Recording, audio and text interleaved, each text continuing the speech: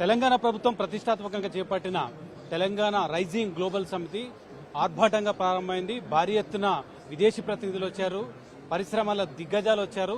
వాళ్ళకు సంబంధించి ఇప్పటికే గవర్నర్, సీఎం, డిప్యూటీ సీఎం ప్రసంగం చేశారు. కానీ ఈ రోజు కీలక అంశాలపైన చర్చ చేయబోతున్నారు మంత్రి ఉత్తమ్ కుమార్ రెడ్డి గారు.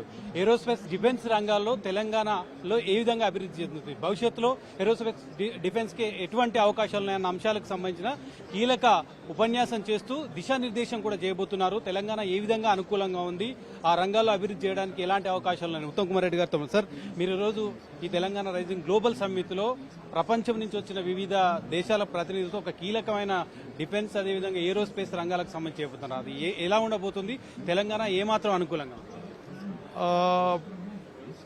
ఇప్పుడు మీకు రమేష్ ఒక 2 నిమిషాలు దీని బ్యాక్గ్రౌండ్ ఇవ్వాలంటే, ఇప్పుడు డిసెంబర్ 7, 2023లో మేము ప్రమాణ స్వీకారం చేసి ప్రభుత్వంలో వచ్చాం. ఈ 2 ఏళ్ల పరిపాలన పూర్తి చేసుకున్న సందర్భంగా పోయిన వారం ఈ 2 ఏళ్ల పరిపాలన విజయోత్సవాలు చేసుకున్నాము. ప్రజలకు ఏదైతే మాట ఇచ్చామో, ఏదైతే గ్యారంటీస్ ఇచ్చామో ఎక్కువ శాతం పూర్తి చేశాం. ఇప్పుడు 2 ఏళ్లు పూర్తయిన సందర్భంగా వచ్చే 2 దశాబ్దాలలో 2047 వరకు తెలంగాణ రాష్ట్రాన్ని ఏ విధంగా ఒక అద్భుతమైన ప్రగతి పదంలో తీసుకుపోవాలని ఒక రోడ్ మ్యాప్ అన్వీల్ చేయబోతున్నాం.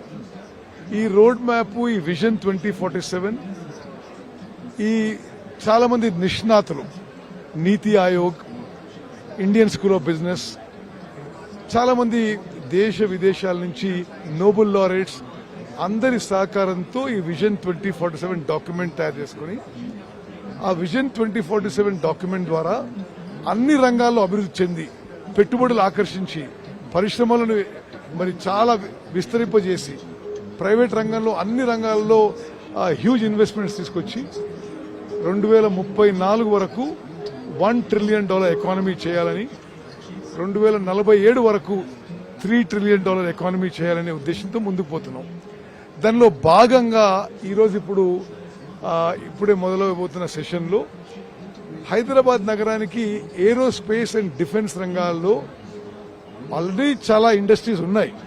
మొన్ననే రఫాల్ యుద్ధ విమానంలో ఉపయోగపడే సాఫ్రాన్ ఏరో ఇంజిన్ మ్యానుఫ్యాక్చరింగ్ కూడా హైదరాబాద్కు వచ్చింది. ప్రధానమంత్రి గారు, ముఖ్యమంత్రి గారు అది శంకుస్థాపన చేశారు.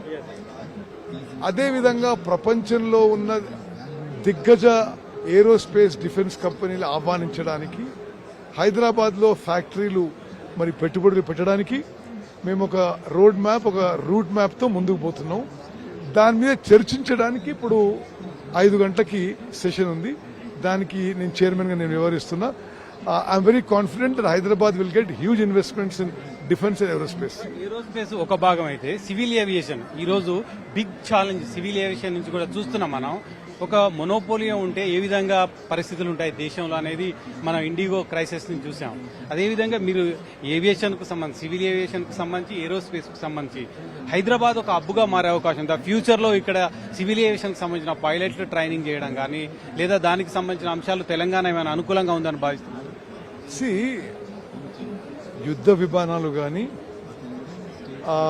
సివిలియన్ ఏవియేషన్లో కానీ భారతదేశం కొంత లేటుగా ఈ రంగంలో మొదలుపెట్టిన ఏది మ్యానుఫ్యాక్చరింగ్ ఆఫ్ ప్లేన్స్ ఇప్పుడు వేగవంతంగా ముందుకు పోతుంది. యుద్ధ విమానాల్లో హెచ్ఏఎల్ తేజస్ని మ్యానుఫ్యాక్చర్ చేస్తుంది. కొన్ని సివిలియన్ ఎయిర్క్రాఫ్ట్ మ్యానుఫ్యాక్చర్ చేయబోతున్నాం. హైదరాబాద్లో ఈ విమానాల మ్యానుఫ్యాక్చర్, ఇప్పుడు హెలికాప్టర్ మ్యానుఫ్యాక్చరింగ్ హైదరాబాద్కి వచ్చేసింది ఆల్రెడీ. అదేవిధంగా ఫిక్స్డ్ వింగ్ ఎయిర్క్రాఫ్ట్ మ్యానుఫ్యాక్చర్ కోసం కూడా మేము వివిధ కంపెనీలు ఆహ్వానిస్తున్నాం. What about man power, pilots etcetera? Yeah sure. I think మీకు తెలుసు, నేను కూడా పైలట్ని, యుద్ధ విమానాల పైలట్ని, ఆ తర్వాత సివిలియన్ లైసెన్స్ కూడా చేసిన. ఈ ఏవియేషన్ రంగం ఇప్పుడు భూమిలో ఉంది. అయితే పైలట్స్ కూడా చాలా ఎక్కువ సంఖ్యలో అవసరం ఉన్నారు. తప్పనిసరిగా హైదరాబాద్లో, తెలంగాణలో ఈ సివిల్ ఏవియేషన్ ఫ్లయింగ్ విషయంలో కూడా మేము ప్రత్యేక ఫోకస్ చేసి చేయిస్తాం. ఈ క్రైసిస్ ని ఎట్లా చూస్తారు సార్ మీరు ఇప్పుడు వచ్చిన?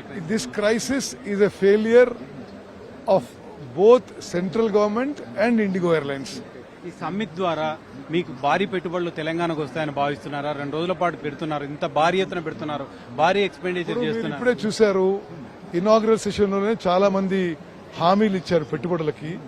ఉదాహరణకి ట్రంప్ బిజినెస్ సంస్థల తరఫు నుంచి వాళ్ళ ఒక సీనియర్ ఎగ్జిక్యూటివ్ వచ్చే 10 ఏళ్లలో హైదరాబాద్ లో 1 లక్ష కోట్లు పెట్టుబడి పెడతామని చెప్పి వాళ్ళు హామీ ఇచ్చారు.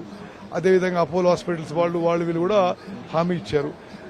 నా పూర్తి నమ్మకం, విశ్వాసం ఈ గ్లోబల్ సమ్మిట్ ద్వారా ఒక మంచి positive atmosphere, positive vibes create అయ్యి హైదరాబాద్ లో, తెలంగాణలో పెద్ద ఎత్తున పెట్టుబడులు రాబోతున్నాయి, పెద్ద ఎత్తున పరిశ్రమలు రాబోతున్నాయి. 2034 వరకు 1 ట్రిలియన్, 2047 వరకు $3 ట్రిలియన్ ఎకనామిక్ గా తెలంగాణ చేయాలన్నా. అంటే అప్పటి వరకు ఇక్కడ కాంగ్రెస్ ప్రభుత్వం అధికారంలో ఉంటుందా? మరొకరు అధికారంలోకి వస్తే అంతా మార్చారు, ఈ ప్లాన్ రోడ్ మ్యాప్ మారదా? మీరు మార్చారు కదా ఆల్రెడీ ఇక్కడ. ఇంకా ఎవరు వచ్చేది లేదు, వాళ్ళు మాట్లాడేదానికి అర్థం లేదు. అప్పటి వరకు మేమే అధికారంలో ఉంటాం. ఉత్తమ్ కుమార్ గారు, ఇది విజన్ డాక్యుమెంట్ 2047 కి సంబంధించి ఈ విజన్ డాక్యుమెంట్ మీద పూర్తి విశ్వాసం ఉంది. తామే అధికారంలో ఉంటాం, 2047 వరకు కూడా కాంగ్రెస్ ప్రభుత్వమే అధికారంలోకి ఉంటుంది. ఇప్పుడు విజన్ డాక్యుమెంట్ ఏదైతే ఆవిష్కరించామో దాని ప్రకారం ఖచ్చితంగా తాము అది అమలు చేసి తీరుతాం. తెలంగాణని $3 ట్రిలియన్ వరకు ఆర్థిక రంగంగా ఉపయోగపడే విధంగా ఉండే విధంగా తీసుకెళ్లిపోతామని చెప్తున్నారు. 2034 $1 ట్రిలియన్, 2047 వరకు $3 ట్రిలియన్ వరకు కూడా తాము తీసుకెళ్తామనే విశ్వాసాన్ని ఉత్తమ్ కుమార్ రెడ్డి వ్యక్తం చేస్తున్నారు. సో దీనికి ఈ రోజు ఏరోస్పేస్ రంగానికి సంబంధించి, డిఫెన్స్ రంగానికి సంబంధించి ఏ విధంగా అభివృద్ధి చెందాలి, తెలంగాణ ఏ విధంగా అనుకూలంగా ఉందన్న అంశాలకు సంబంధించి పూర్తి స్థాయిలో ఆయన ఈ రోజు చర్చించబోతున్నారు.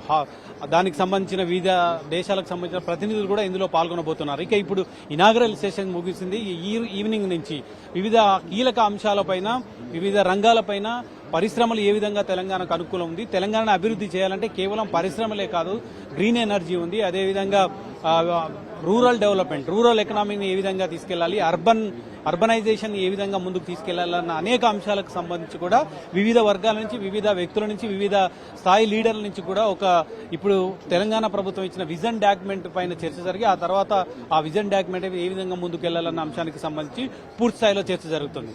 Worth studio.